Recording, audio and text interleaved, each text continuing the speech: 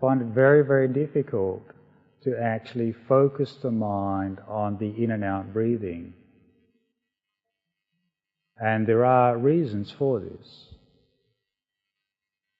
If the mind is unhappy, then you'll find you will not be able to concentrate on the breath. Because concentration, wholesome concentration, arises out of a happy mind. And that is why I taught this form of meditation, rejoicing in the fortune of others, the good fortune of others, the happiness of others, because that makes our minds happy, makes the mind joyous, and joy leads to concentration, which leads to knowledge and insight. So I want to explain these 4 divine abiding meditations and the subjects of the divine abiding meditations. And specifically I want to emphasize the 3rd one, the mudita, sympathetic joy, because often that is the one which is overlooked.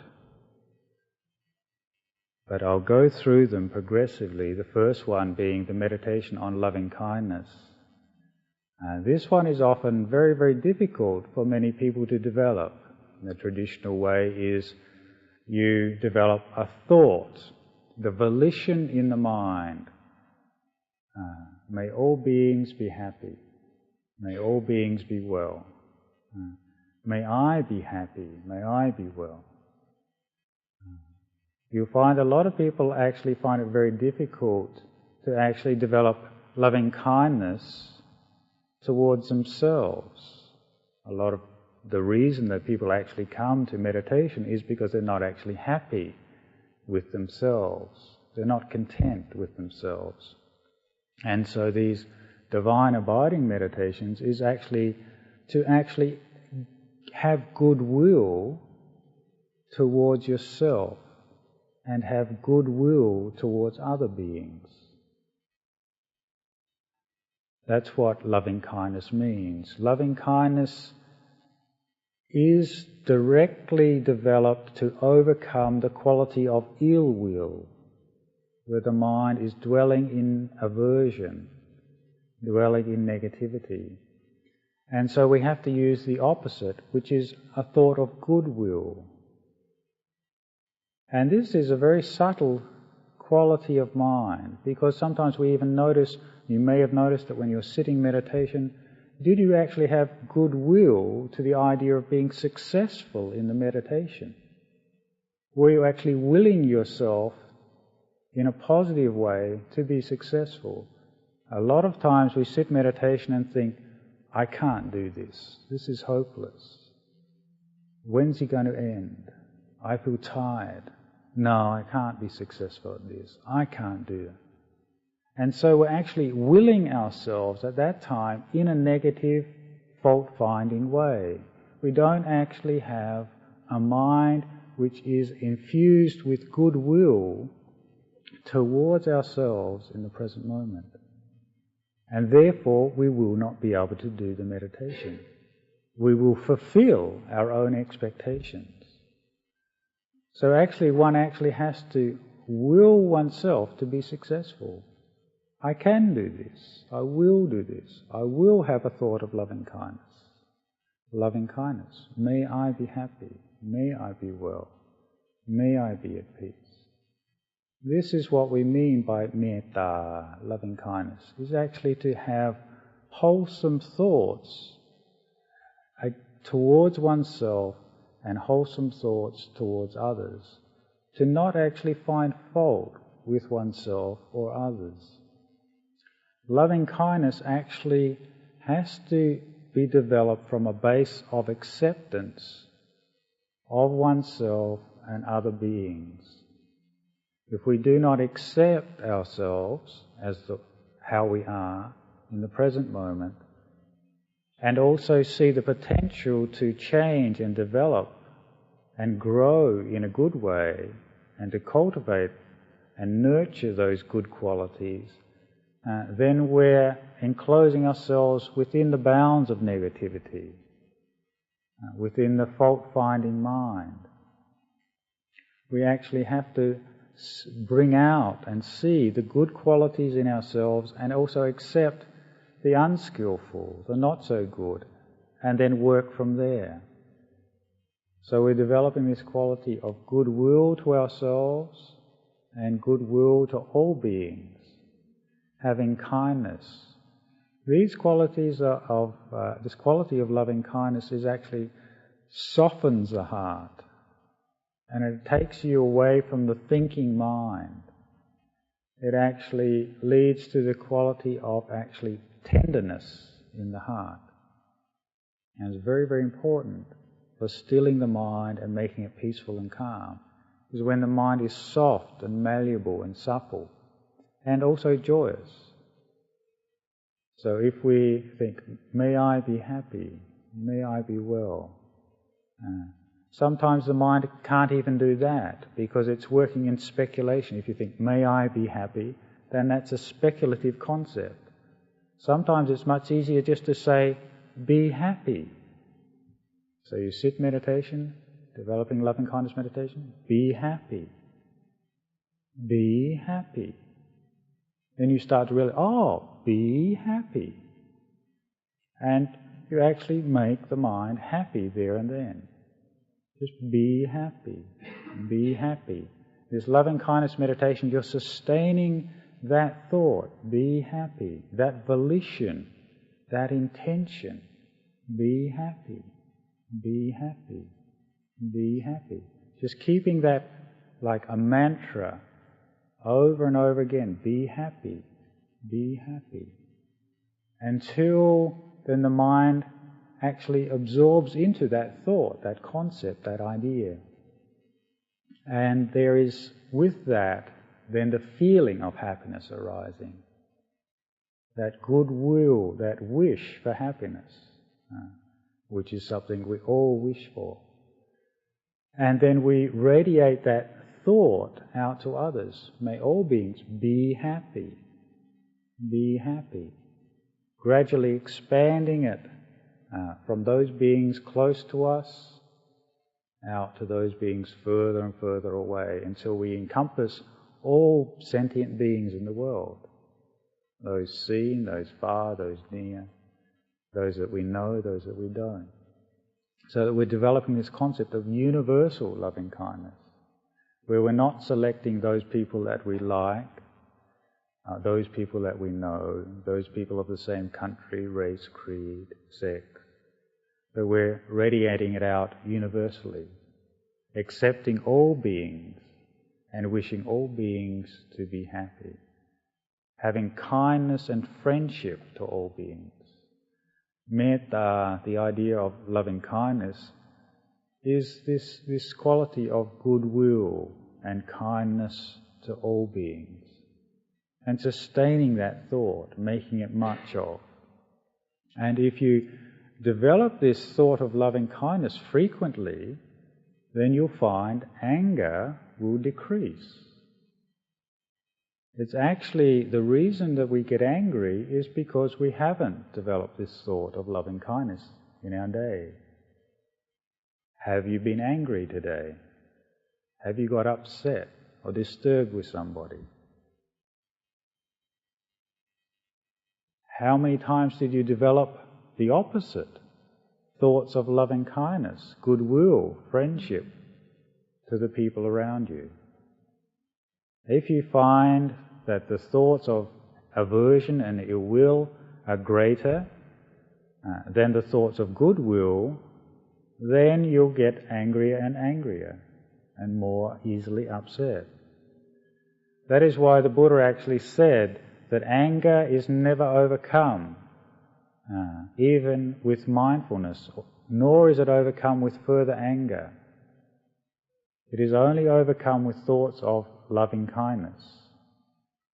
So if one wants to become a less angry person, then one develops this thought. May I be happy, may all beings be happy. May I be at peace, may all beings be at peace. That is a quenching quality to the mind, a cooling quality to the mind, which overcomes aversion, overcomes negativity, overcomes anger, and brings this quality of contentment, of ease to the mind. And loving kindness meditation is beneficial to ourselves because we feel happier and we look at the world in a happier way. If we're happy, then the world looks happy.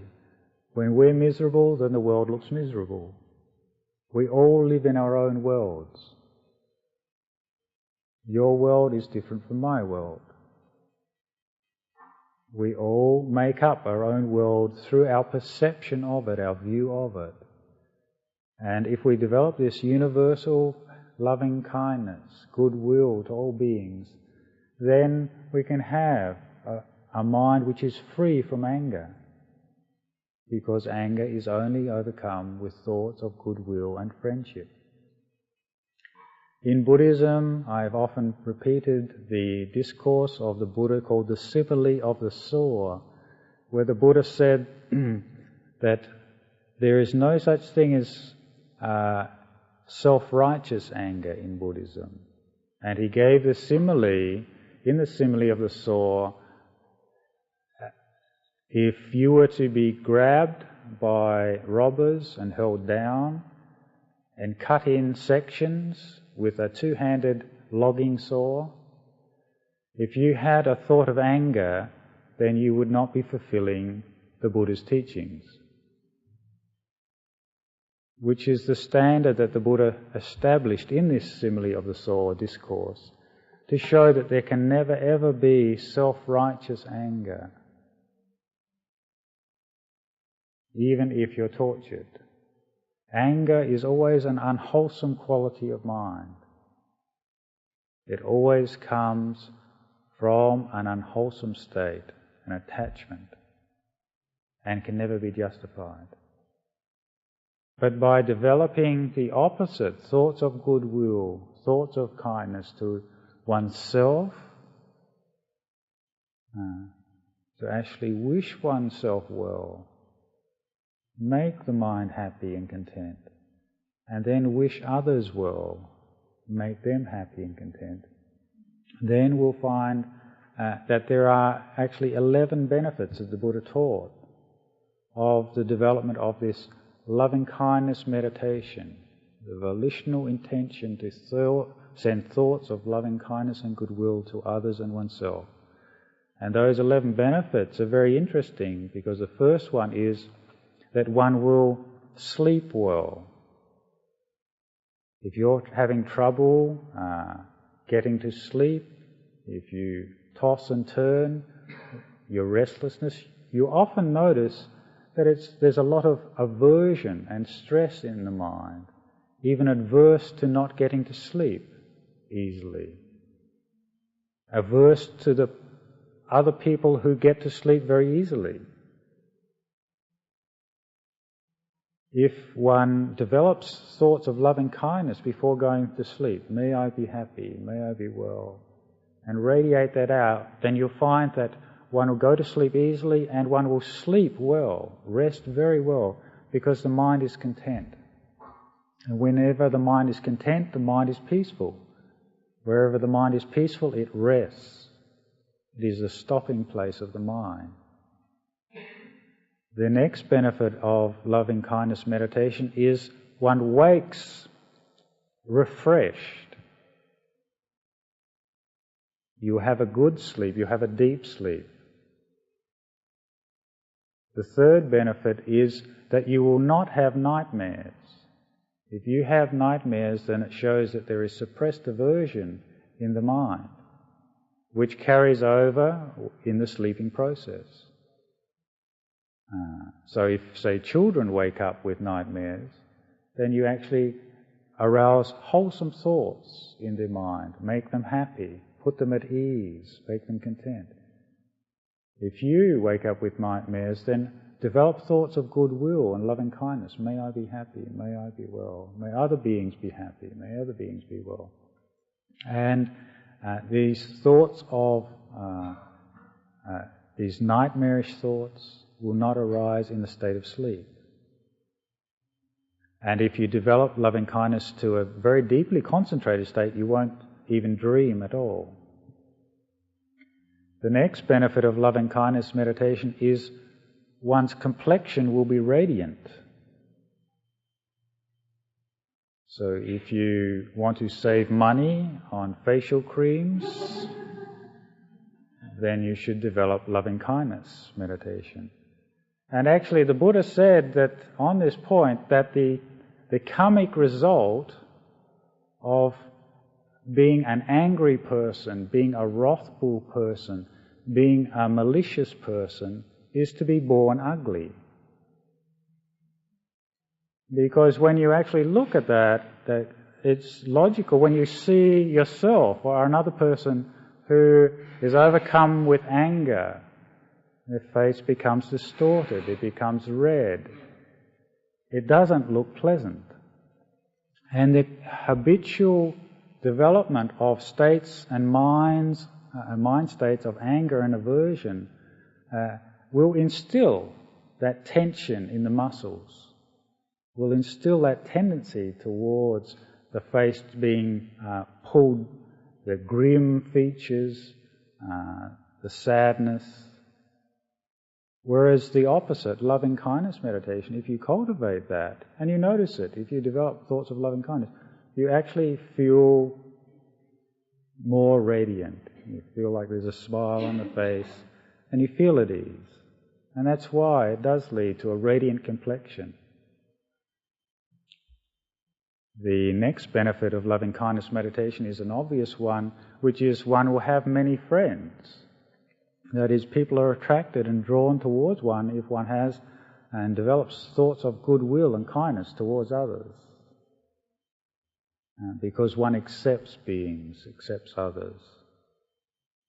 The next benefit is that animals and other beings, heavenly beings, are attracted to one. And the monks notice this at our monastery in Serpentine, where the kangaroos, because the monks have always had thoughts of goodwill and kindness towards the kangaroos, they're not afraid of us. We can go up and pat them. We walk past and say, "Hello, how are you today?" and talk to them. And treat them as friends. And you find that they're not afraid of you. They're very relaxed around the monks. And you find that is actually why many of the monks who go into forests in Thailand, they develop this loving kindness meditation, especially where there's snakes or wild animals. By radiating the thought of loving kindness out, then you don't have fear of those creatures and they don't fear you. The next benefit of loving kindness meditation is that people will not do you harm or try to harm you if you have thoughts of goodwill and kindness. That can be a way of overcoming negativity and aversion.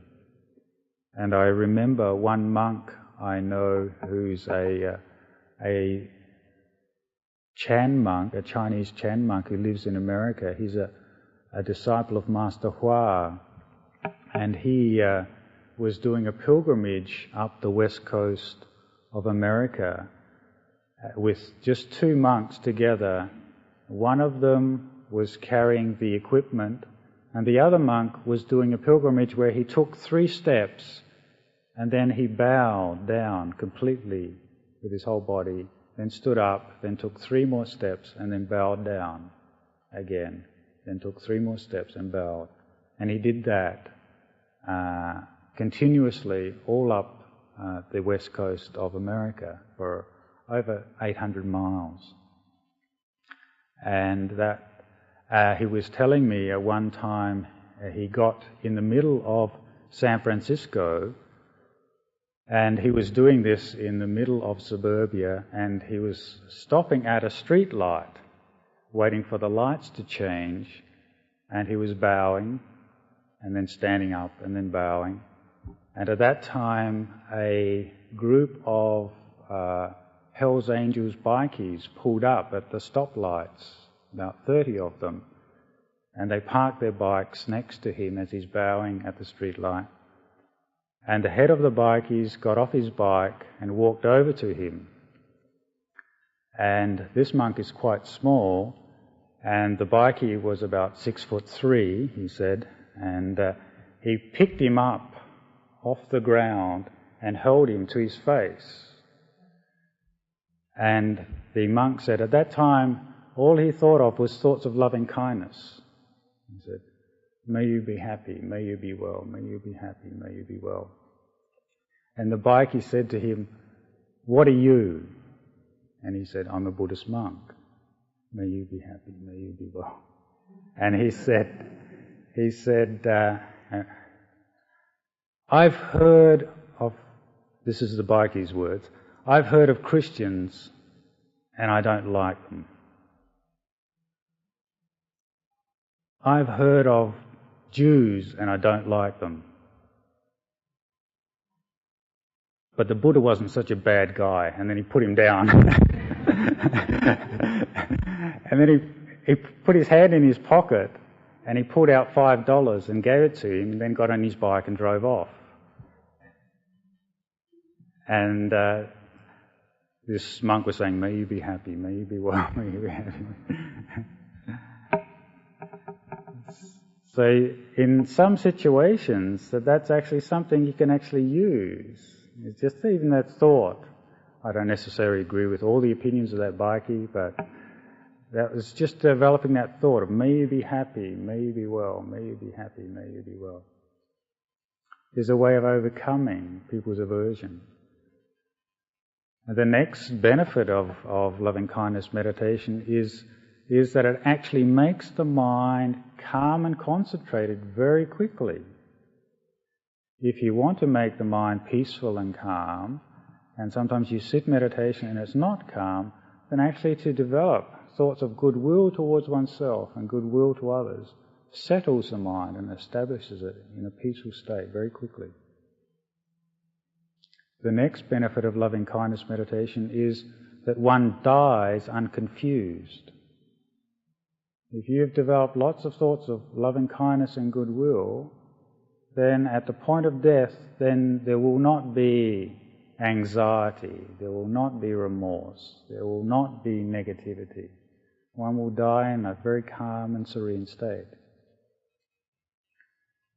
The next benefit of loving-kindness is that if one develops it to the level of absorption meditation, then after death one will be actually reborn in the divine abidings, the Brahma realms, the heavenly abodes. So these are the benefits of loving-kindness meditation.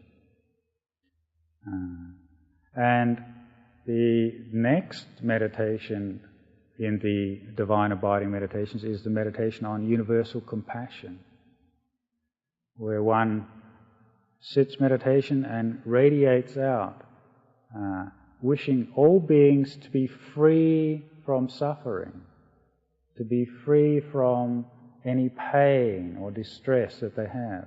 Because compassion is the quality to actually wishing beings to actually be free from suffering. The intention that they may be relieved of that pain. So one develops that quality. May all beings be free from that pain, free from suffering. May all beings obtain final release from suffering, which is enlightenment. By cultivating that thought, then one is developing this wholesome state of mind, where the intention is to see other beings be free from all pain. And that's very noble. That's very noble. And you'll find that will transgress into your daily life and your daily actions, the way you deal with people. When you see pain and suffering, then you'll try to relieve that and help, to actually do some act of assistance and service to others, so that you're actually being a blessing to the world. That's actually a very good thought to arise. How can I be a blessing to others rather than being a burden? How can I assist others?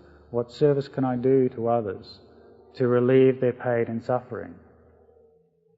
With compassion meditation, you have to be very careful that it doesn't lead to sorrow. If it leads to sorrow, then it is no longer compassion. A lot of people actually get very lost in the concept of compassion because it leads to a sadness of mind. Compassion is not a quality of sadness. Actually, it's the near enemy of compassion is this sadness, when one is overcome by the sense of suffering and the mind becomes sad. Compassion is the quality to want to relieve suffering. It's a very wholesome state, a positive intention. And also one has to be very, very careful when reflecting on the quality of compassion to not get caught into self-righteous aversion. I heard of a very interesting case of that in England many years ago, about 5 years ago. There was an animal liberation group who were very compassionate to animals and didn't want to see animals suffer. And by developing that thought of compassion, they became very politically active. And there was a doctor, a lady doctor, who was working in a lab doing experiments on animals. And what this animal liberation group did was they put a bomb under her car just before she drove to work and blew her up and her daughter up. So these people had developed their compassion to animals to the point where they developed aversion to human beings. Whereas actually compassion is a quality of wisdom. It understands and knows the law of karma, that is, cause and effect. So you can actually have compassion even for a person inflicting pain on others. Another incident of that is when I was at a monastery in Thailand and a fellow came, an Australian fellow, he was a member of Amnesty International, which is a very noble organisation, and he was talking about torture, and one of the monks said to him, well, you should have compassion on the torturer as well as the tortured, because that torture is also creating unwholesome karma, which there will be a result, just the law of cause and effect. And this fellow got very self-righteous and very angry at that concept, saying, how can you be compassionate on a torturer? And he got so angry you could actually see that his anger, his self-righteous anger, was the same quality that led to the self-righteous anger of a torturer, or the government or the regime which was inflicting the torture on that person. And so, unless one removes the root cause, which was anger and cruelty from the heart, then one is not really compassionate. One actually has to attack the root cause of cruelty, and the way to overcome the root cause of cruelty is have universal compassion. May no beings experience suffering. May all beings not inflict suffering. To have that intention and cultivate that intention is very noble in the world.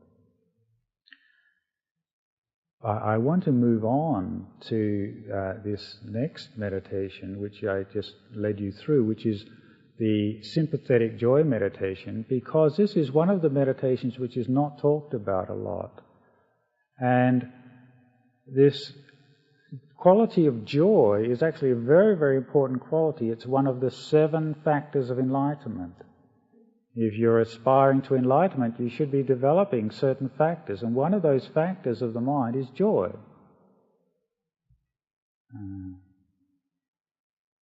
Joy is to actually rejoice in the good fortunes of others. And joy has this joy mudita meditation, this sympathetic joy, has the ability to overcome displeasure in the mind.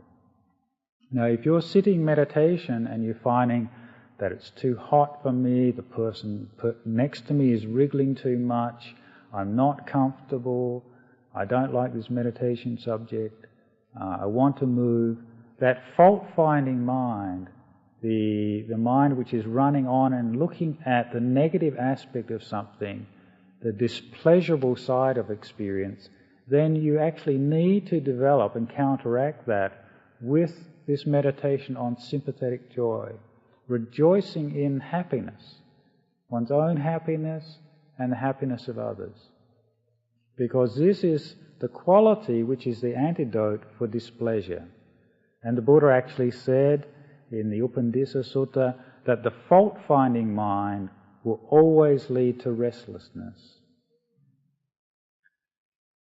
If you want to lead your mind to peace and calm and tranquility, then you have to overcome the fault-finding mind. Because the fault-finding mind dissects and analyzes and criticizes and pulls apart. The mind which is concentrated and calm and serene is the mind which comes together, accepts, allows to be, and finds a sense of full fulfillment in the present moment. So if one is dwelling on the negative, then develop this meditation on sympathetic joy. And one way of doing it is actually to just smile inwardly. Imagine you have a smile in your heart, and when you're reflecting it out, imagine the people that you're radiating thoughts of loving kindness to as smiling, as if they've just won the lottery. Yes? They've just had something good happen to them. And you're rejoicing in that.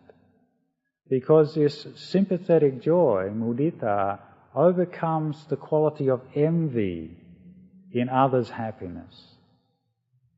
Some people, even if they see someone happy and laughing, what's he laughing about? What's she laughing about? What's there to be fun about? What's there to enjoy in life? There's this sort of this jealousy and envy at seeing others happy is overcome with this quality of rejoicing in their happiness. We see someone else happy and we rejoice with them. It is well, it's wonderful, it's marvellous that they're happy. Then we instantly develop happiness in our own mind because of them. And I was told of a village in Sri Lanka which they have a bell in the middle of the village, and when something good happens to each or anyone in the village, they have a successful rice harvest or whatever, then they go up to the bell and they'll ring the bell just to let everybody else know in the village. And wherever people are, as soon as they hear that bell ring, they'll all rejoice. They'll say, "It is well, it is well, it is well. Sadhu, sadhu, sadhu." So that everyone has an opportunity to rejoice in someone else's good fortune.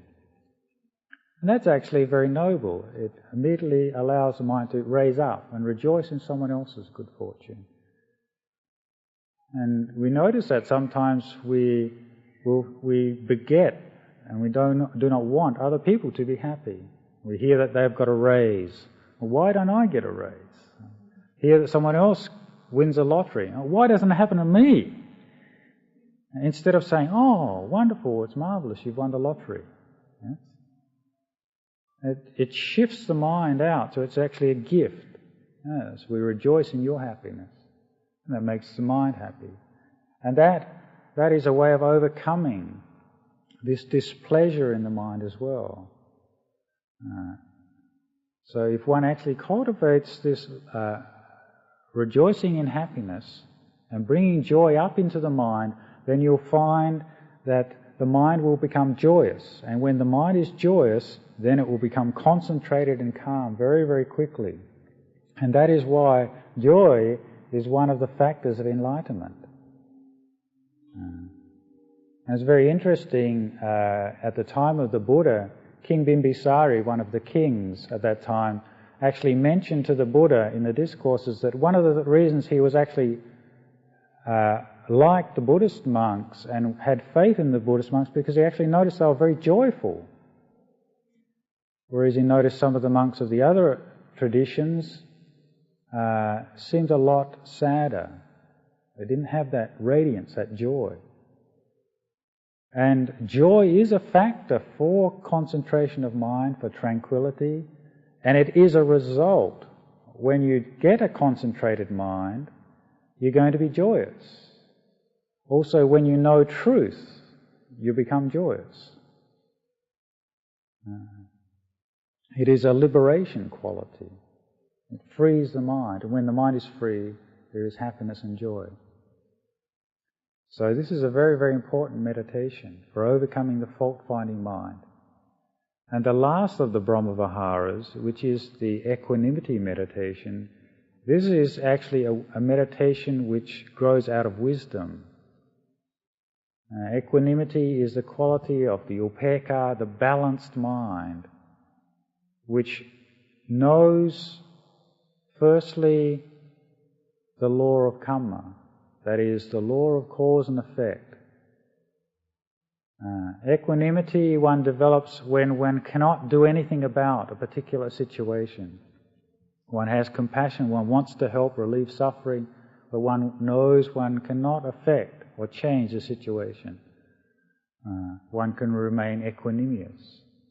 For example, one of the members of the Buddhist Society here just found out that she has 3 weeks to live. She has cancer. And so at this present moment, she is developing equanimity. She cannot do anything about it. The doctors cannot treat her anymore. They've sent her home from the hospital. What she can develop is equanimity of mind, this allowing it to be, this accepting, this is what is happening to the body. It is decomposing, it will pass away, just like the leaf falls off a tree and decomposes and returns to the earth. Just that wisdom quality to know there is a cause and effect relationship. And equanimity is that ability to understand the principle of karma, that if one does good things, then there are good results. That one is the owner of one's action. If one acts in a wholesome, skillful way, then the future will be wholesome and skillful. The present will be wholesome and skillful. If one acts in the opposite way, then the opposite results. If one acts unwholesomely, unskillfully, heedlessly, then those results will occur. So one can be equanimous to the happiness and sorrows of life. One cannot change situations, so one accepts them. Something painful or difficult occurs, then you can say, that much. It's okay. One remains balanced and serene. And also equanimity grows out of the wisdom of knowing the idea of the concept of non-self, anatta. Because it's only when you have seen that the body is not self, one cannot control the body, that the body is an organism which will arise and pass away. Just like a tree grows up, grows old, then starts to decay and then dies. Feeling arises and then ceases. Happiness and pain in feeling arises and ceases. Perceptions arise and then cease. Thoughts, whether good or bad, arise and cease. And consciousness arises and ceases. And by seeing that there is no controller there, that there is no ego or entity there controlling the situation, there's just these, what we call the 5 aggregates or the 5 khandhas going through this process of arising and passing away. There is no real ultimate self there.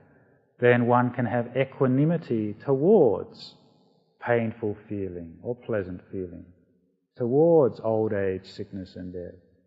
Equanimity towards the arising and passing away of thoughts and consciousness. So this is something that one can grow and understand through wisdom. one becomes more balanced, more equanimous, more serene. And this is something that one can radiate out too, thoughts of equanimity towards all beings. These 4 Brahmavihara meditations are actually very, very important. The first 3, meditation on loving kindness, meditation on compassion, meditation on sympathetic joy, lead to the first 3 levels of absorption in concentration meditation. And the last one leads to the 4th absorption in concentration. And if one develops them, makes much of them, expands them, makes them grow, then the mind is divine here and now, and it leads to dwelling with the divine at the point of death, which is the Brahma Lokas. But these 4 meditations are not specific to Buddhism, found in other religious traditions. And I should point out at the end of this talk that these 4 divine abidings do not lead to Nibbana. They only lead to the level of the Brahmalokas. But they are very, very important for cultivating Nibbana, because anger is overcome by loving kindness. Cruelty is overcome by compassion. Jealousy is overcome by sympathetic joy in the fortunes of others. And distress and excess joy, excess delight in the world is overcome with equanimity. So these 4 divine abidings are very, very important for cultivating the mind, making the mind serene and happy and stable. So I'll finish this evening's talk on those 4 subjects.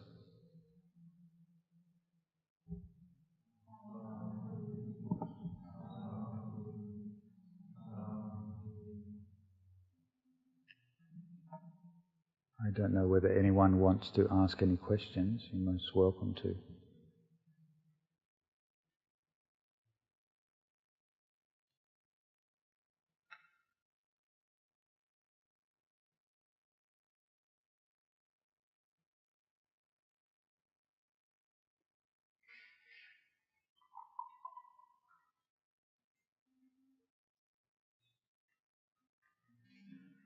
Yes.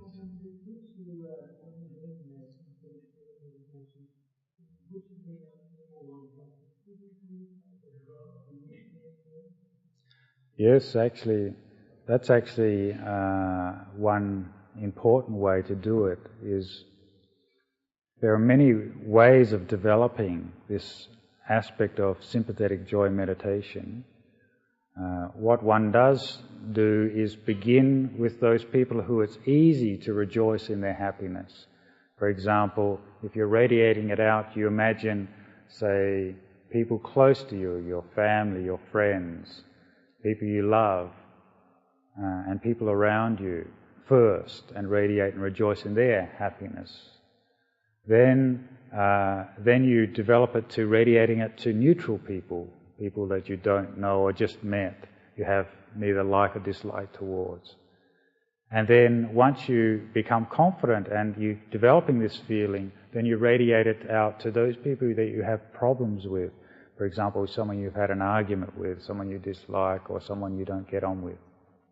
But if you find that the mind slips into negativity, starts thinking about what they've done to one or whatever, then one comes back again to those people who one can develop sympathetic joy with in an easy way. Those people it's easy to cultivate it for, and then gradually go back to the person who's difficult. So you actually, it's like you're developing strength of mind and intensity of that happiness and joy of the mind, and then radiating it out. When you find that that dissipates, then you come back and develop it on whoever it's easy to rejoice in their joy, and then expand out, so you're encompassing all. And that's actually very important, because that is the criteria and that is the measure of whether one has developed these meditations correctly, for example, sympathetic joy or the loving kindness meditation, the acid test of whether one has developed loving kindness meditation properly, for example, spreading it out to the people near one loves first, then to one's friends, and then to one's enemies. It should be even and equal, and also to oneself. It should be even and equal in intensity and strength. And the acid test is, for example, if someone was to come into this hall here and say, with a gun, and say, I want one person, I'm going to take them out and shoot them. Now, if you were to say, well, take my friend, he doesn't mind, she doesn't mind. Or you say, well, take that person over there who I don't know, that's not right. Or you say, take myself, yes, then that is also not correct. Yes. If one has actually developed loving kindness meditation so it becomes universal loving kindness, then you will have loving kindness towards the person you love, your husband, mother, wife, children, your friends, the neutral person, and your enemy, and yourself equally. And you will not even volunteer your own life. Because if you volunteer your own life, it shows that you do not see your life as worthy on an equal basis to the others. So the quality of universal loving kindness has not universal loving kindness. And that is the standard, the measure of whether one has actually developed this non-selective loving kindness, which isn't partial to one or the other. Doesn't see a difference between inner and outer, me and them.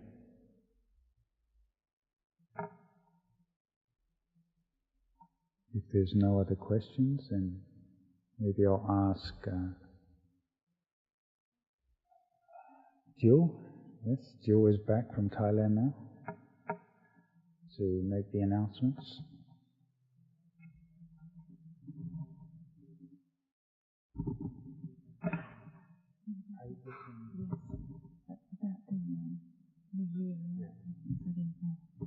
Thank you, Ajahn Nyanadhammo, and good evening, everybody.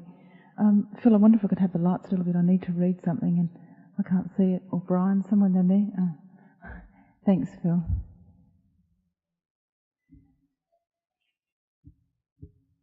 Eyes are not as good as they used to be. It's a reflection on the body as well, isn't it? Thank you. A few messages about the next... Here we go. Christmas Day, Sunday, there will be no meditation in the morning, but at 10:30 there will be an offering of dana for the monks. So there will be some monks here, and there's an opportunity to bring some food and offer dana on that very special day. Also, we've got a New Year party here, but perhaps a little different to the New Year parties that you may have attended in the past, in as much as our New Year is, it's a very nice way of spending New Year's Eve, which is, I just need to read this. On Saturday, the New Year's Eve, from 8 p.m. till 12 p.m. midnight, there'll be informal Dharma get-together, including meditation and a Dhamma talk. And at midnight, there will be Parita chanting, and at 12:30 is when we'll be finishing. It's a very wonderful day to bring in the new year with Dharma friends, and great opportunity to do that.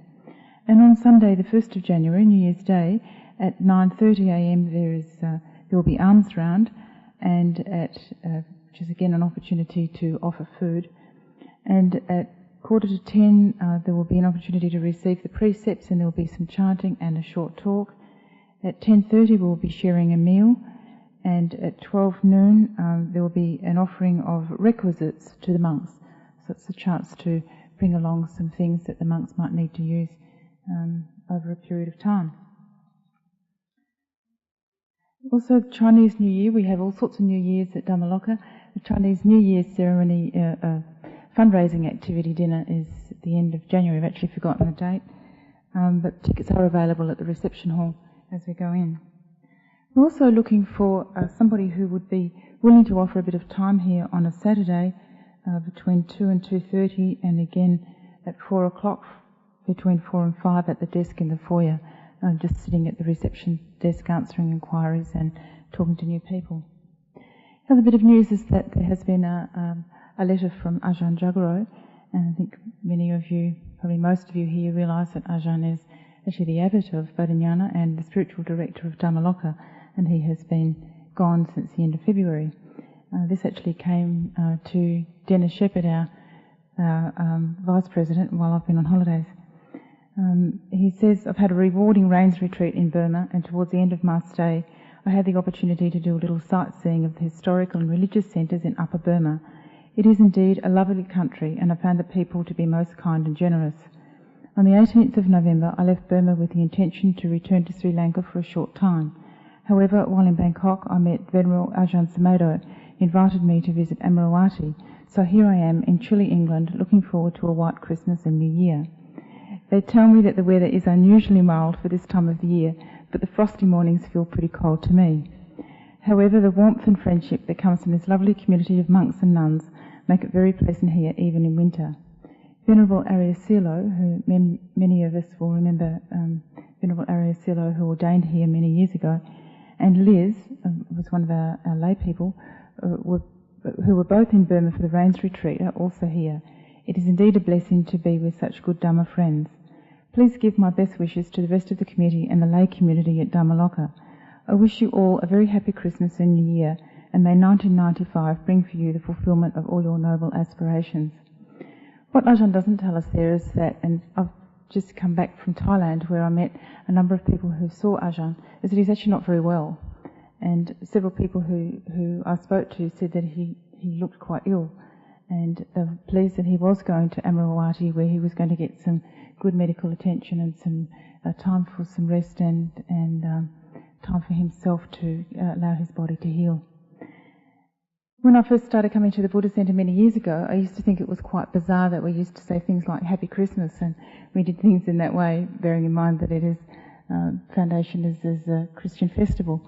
But I've come to realise over the years is that Christmas, like all of the other festivals, is a chance for all of us to reflect on the good fortune that we have, and to spend time with our families and with our friends, and for to perhaps give some thanks to the things that are good about the world too.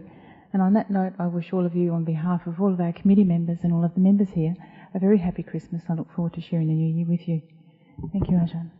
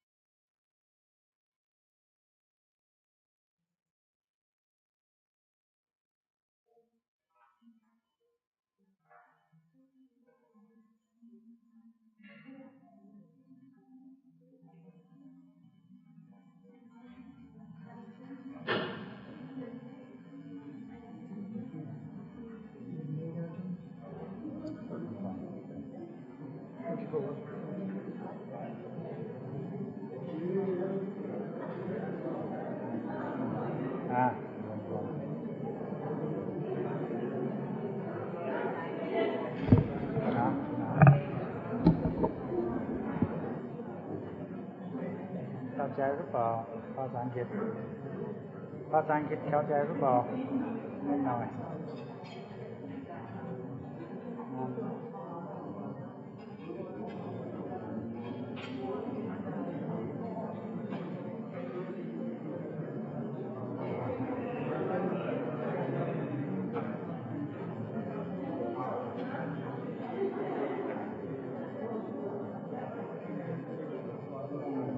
ต้องเจริญต้องบริหาร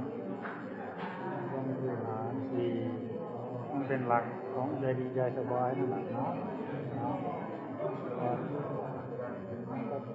ทุกคนก็ต้องการใจดีใจสบายทั้งนั้นแหละเนาะเราทั้งนั้นแหละเนาะเราทั้งนั้นแหละเนาะเราทั้งนั้นแหละเนาะเราทั้งนั้นแหละเนาะเราทั้งนั้นแหละเนาะเรา